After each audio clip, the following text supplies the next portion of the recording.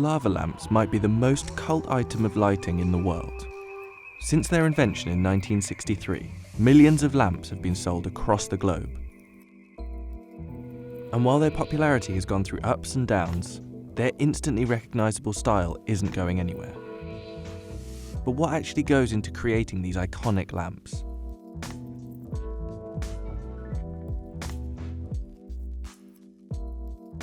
This simple yet hypnotic lamp came from pretty humble origins.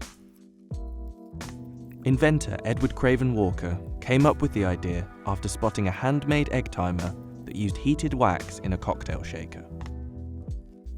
And after seeing this and months of testing his ideas and adapting this concept into a colourful lamp, Walker came up with his final design, as it was called at the time, the Astro lamp.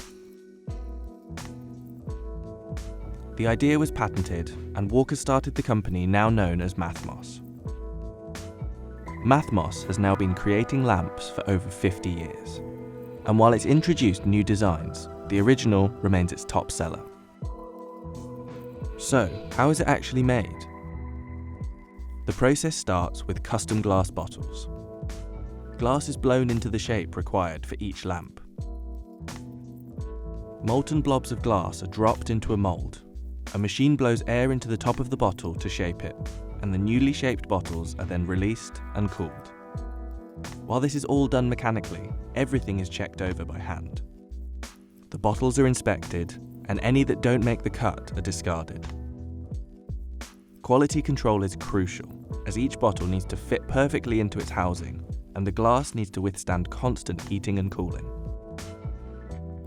The next part of the process is metal spinning, a process that takes a thin sheet of steel and bends it around a spinning tool to create the right shape.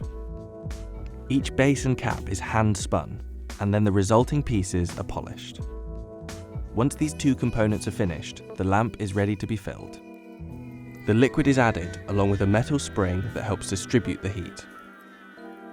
The exact formula of the fluid is a well-guarded secret, but there's one key to it: density. There are two main components in a lava lamp, a coloured wax and the coloured solution that it sits in. As the lamp heats up, the density of the wax changes and it begins to float in the liquid. When it hits the top, it cools and falls back down. Getting the density of these two ingredients just right, though, is where the secret knowledge comes in. It wasn't a room much bigger than this that was split in half. Teaspoon, chemical, bit of chemistry set. A little bit of this, a little bit of that, does it work?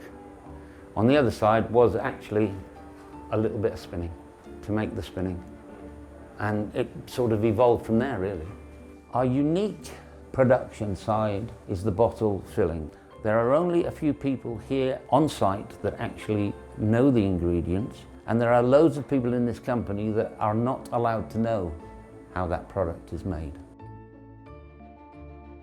Once the two liquids are mixed, the bottle is submerged in hot water. This water bath cleanly separates out the liquids and stops any wax that would be stuck to the side of the bottle. Lids are glued on and the bottles are ready to go.